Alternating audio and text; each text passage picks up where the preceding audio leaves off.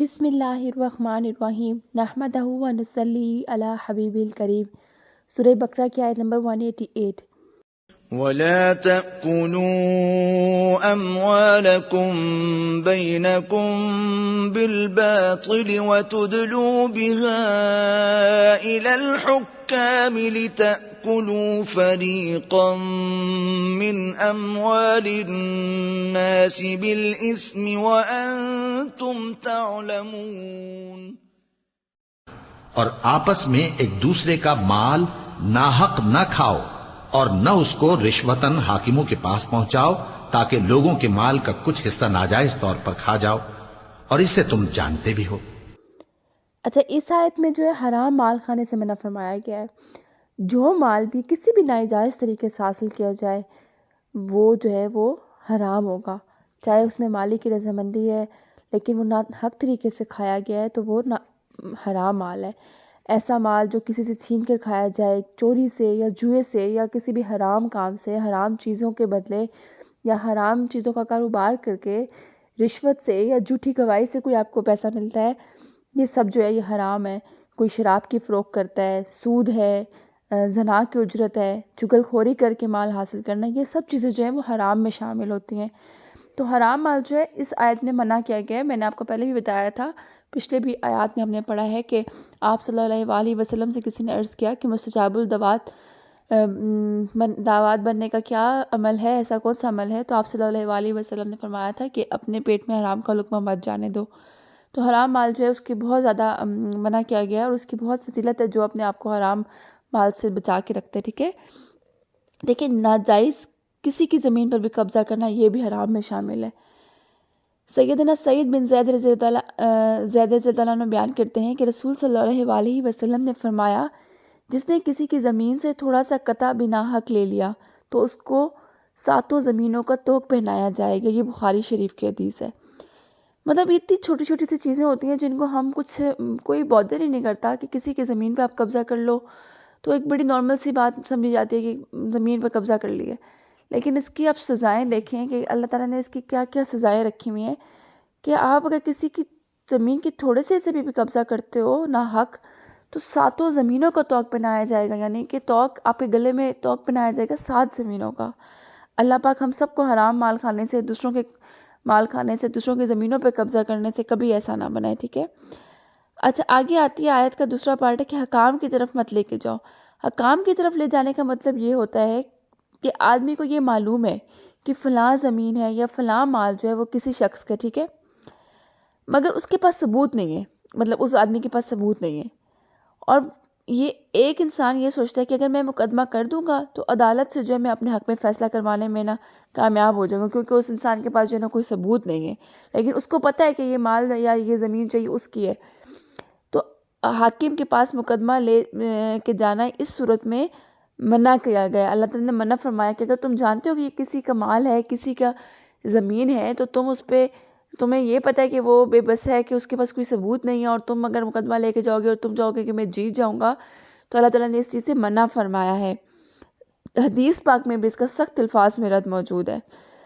ناجائز فائدے کے لیے بھی کسی پر مقدمہ کرنا اور اس کو حکام تک لے جانا جائز اور نہ حرام ہوتا ہے، ٹھیک ہے۔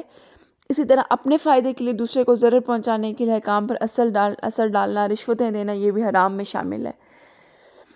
اچھا، یہ اس آیت میں ہم نے یہ چیزیں پڑھ لی ہیں کہ حرام مال جو ہے وہ سختی سے منع ہے، اور حکام کے واسطے جانے کا کیا مطلب ہے، اس چیز کو آپ نے سمجھنا ہے، ٹھیک ہے۔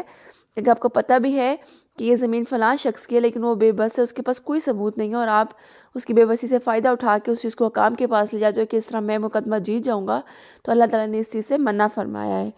اس کے بعد آ جاتی ہے آیت نمبر 189۔ يسألونك عن الأهلة قل هي مواقيت للناس والحج وليس البر بأن تأتوا البيوت من ظهورها ولكن البر من اتقى وَأْتُوا الْبُيُوتَ مِنْ أَبْوَابِهَا وَاتَّقُوا اللَّهَ لَعَلَّكُمْ تُفْلِحُونَ۔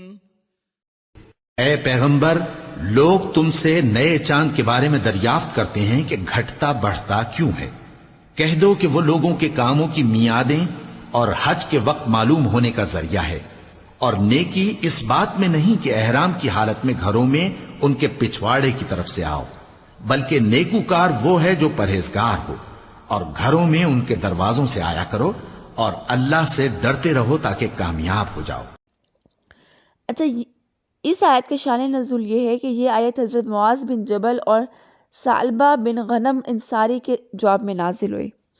اب ان دونوں نے یہ دریافت کیا تھا کہ اے اللہ کے رسول صلی اللہ علیہ وسلم، اس کا کیا مقصد ہے؟ چاند کیوں گھٹتا ہے، بڑھتا ہے؟ اس میں کیا لاجک ہے، کیا مقصد ہے اس کا؟ تو تب اللہ تعالیٰ نے فرمایا تھا کہ چاند کا گھٹنا اور بڑھنا اوقات معلوم کرنے کے لیے ہے، اسی سے ہر ماہ کی ابتدا اور انتہا معلوم ہوتی ہے۔ دیکھیں چاند سے پتہ چلتا ہے نا کہ آج چاند کی یہ تاریخ ہے تو دن مہینے کا یہ ہے، شمسی قمری، یہ سب چاند سے پتہ چلتا ہے، اس کی سائز دیکھ کے سمجھ آتی ہے۔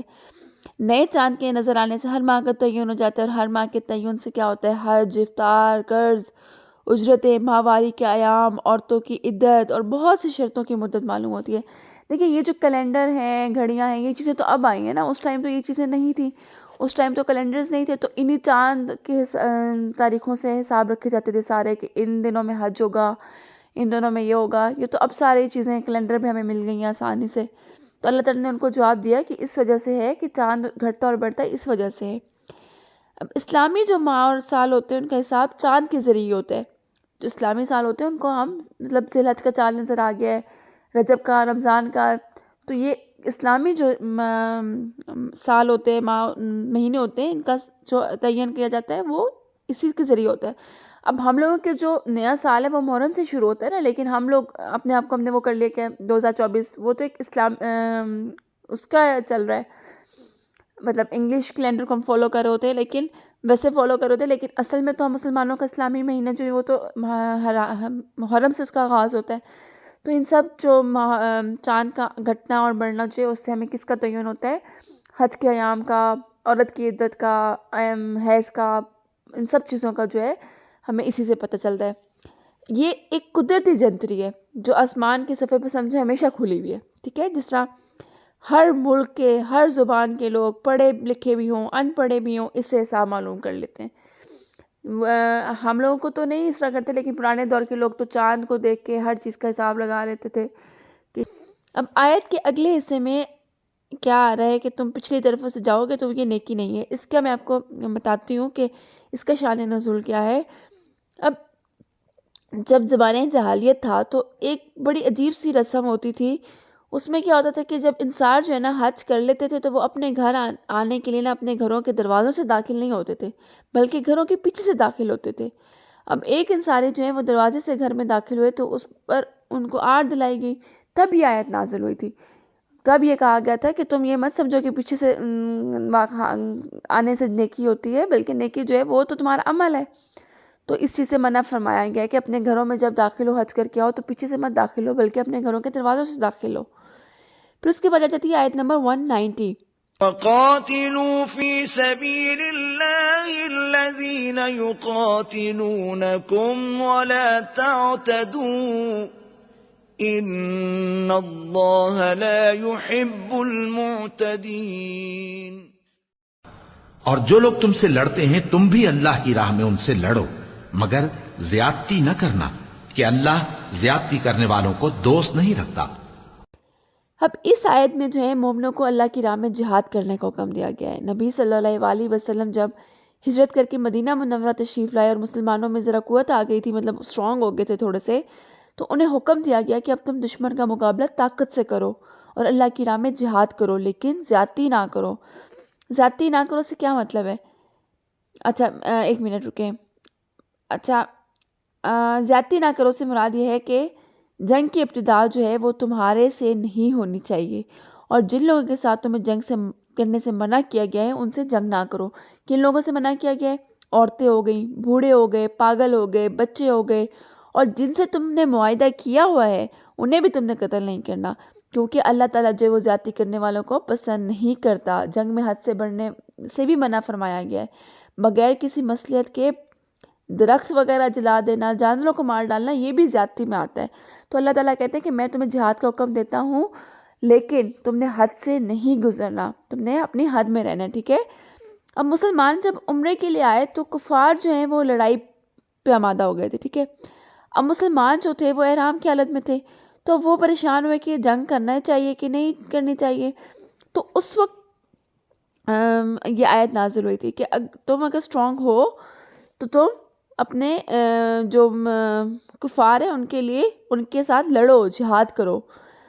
اب پہلے یہ حکم تھا کہ جنگ کی ابتدا جو ہے وہ تم سے نہیں ہونی چاہیے، پھر یہ بعد میں حکم منسوخ ہو گیا تھا اور کفار سے لڑنا واجب ہو گیا تھا۔ پہلے یہ تھا کہ کفار سے جو ہے تم نے آغاز نہیں کرنا، لیکن بعد میں یہ حکم جو ہے منسوخ کر دیا گیا تھا اور کہا گیا تھا کہ تمہارے سے لڑنا واجب ہے، ان سے لڑو، تم پہ اللہ نے تمہیں کہا ہے کہ تم لڑو، واجب ہے تم سے۔ یہ نہیں کہ اگر وہ کفار جو ہیں وہ جنگ نہیں کر رہے تو تم پہ بیٹھے رہو، تم پہ واجب ہے تم جہاد کرو۔